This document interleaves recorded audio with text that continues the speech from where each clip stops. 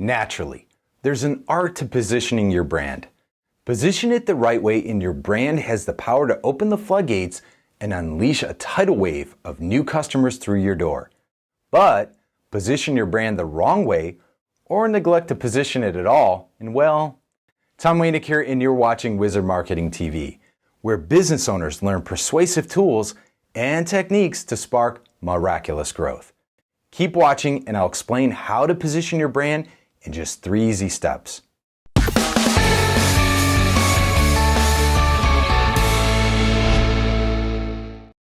Any brand worth a lick of salt occupies a valuable piece of real estate in the mind of its customer. Leave the position of your brand ill-defined and you're not going to attract as many customers as you could, which means you're leaving mucho dinero on the table, my friend. No doubt about it. So, it's crucial you know how to position your brand properly, which will grow your business faster than you ever thought possible. But before we get down to the nitty-gritty how-to, let's lay a little groundwork on what you're trying to accomplish when positioning your brand. Quite simply, your goal is to become the company your prospective customer thinks of first and feels best about when his or her moment of need arises. Since we know that customers naturally compare and contrast the differences among their available options, we must make an apples to oranges comparison, rising above the competition to become the obvious choice. Think of this act of contrasting as driving an immovable wedge between the position you hold in the mind of your customer and the inferior position held by your competition. So, now that we've got that all straightened out, let's get into the nitty-gritty how-to. Step 1. Clearly define who you are and what your company is all about. Define your core values and beliefs.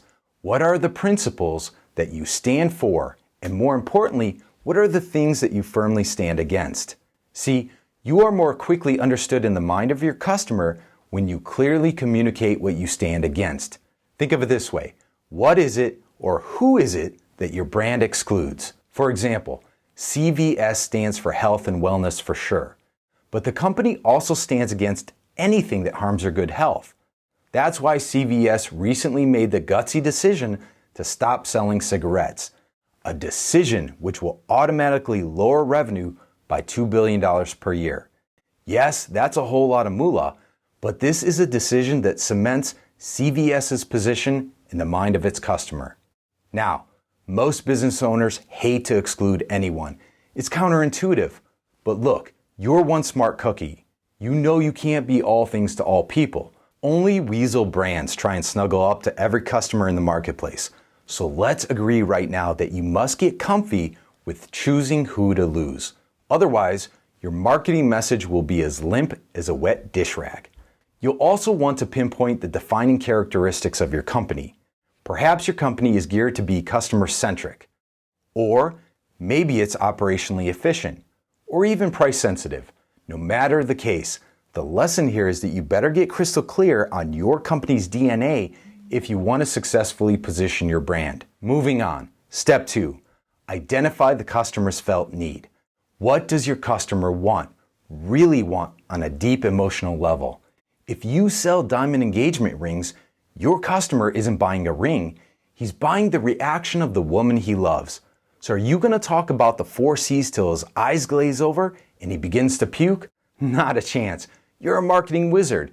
So you're going to describe how the ring is so gorgeous, so miraculous, that the eyebrows of his bride-to-be will levitate a full 4 inches off the top of her forehead the very moment she sees the ring. That's what you're going to tell him. Again, Step 2 is all about the heartfelt need of the customer that you are ready, willing, and able to meet. Finally, Step 3. Now that you've identified the felt need of your customer, you must align this need with the core values of your brand. Actually, there shouldn't be much work to do here at all. If you've done steps 1 and 2 correctly, a natural magical bond will form between the core values of your brand and the felt need of your customer. I call this the love connection. Once you've made your love connection, you will have automatically driven that immovable wedge between the position you hold in the mind of your customer and the inferior position held by your competition. And that, my friend, is positioning your brand in just 3 easy steps. All right, marketing wizards, did you like this video? Then do me a big favor. Please subscribe and share it with people you know. Because your success is important to me, please let me hear from you. Leave a comment below and make sure you send me your marketing and advertising questions. Hit me up at tom@tomwanek.com.